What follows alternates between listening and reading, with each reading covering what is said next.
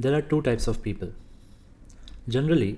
या आप उन लोगों में होंगे जो सक्सेसफुल है, या फिर उन लोगों में होंगे जो सक्सेसफुल होना चाहते हैं, who is trying continuously day in day out to become successful.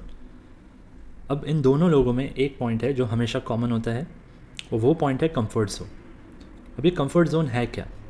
So let's say आप सक्सेसफुल हो चुके हैं और अब आप सोच रहे हैं कि जो मैंने किया है that is like the ultimate thing and इससे अच्छा तो और कुछ हो ही नहीं सकता।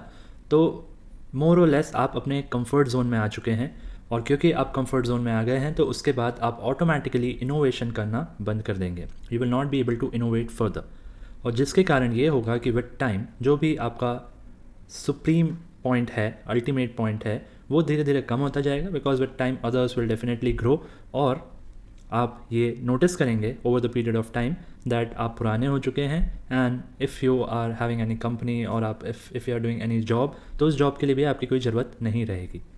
तो ऐसे हमारे आसपास बहुत सारे एग्जाम्पल्स हैं जिन्होंने इनोवेट नहीं किया है, एंड बिकॉज ऑफ दैट वो मार्केट से ही बाहर हो गए हैं।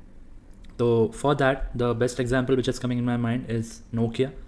नोकिया एक टाइम पे मोबाइल फ़ोन में it was supreme, it was the maximum जो कि हो सकता है मार्केट में। और विद टाइम हमने ये देखा कि जो मोबाइल फ़ोन का मार्केट था वो शिफ्ट हुआ, इनोवेशंस हुए, स्मार्टफोन्स आए, और जैसे ही स्मार्टफोन्स फेमस होने लगे, लोगों के पास आने लगे, आपने ये चीज़ नोट करी होगी कि Nokia was not there, because Nokia ने कभी इनोवेट किया ही नहीं।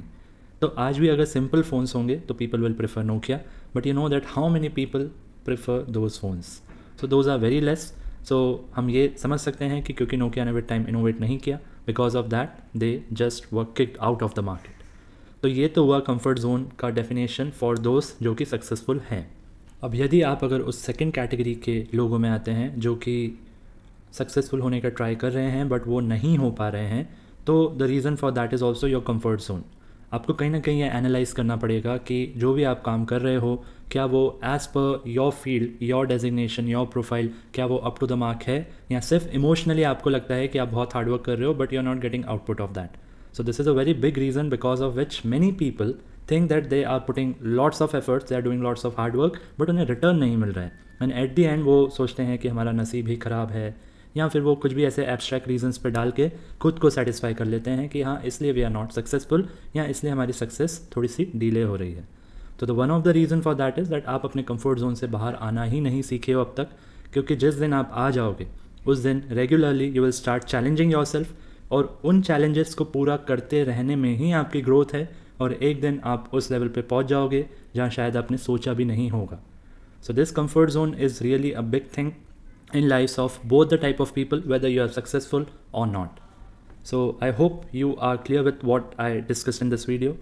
If you like this video, then please hit like button. You can also comment about your views on the video, as well as if you feel कि आपने जो time spend किया है, is it really worthy, then please consider sharing this video and spread all these things, the efforts which we are making, please spread it in the people, because this is the only medium with which we can reach to more and more people sitting at any place in the world. So thank you and see you in the next video.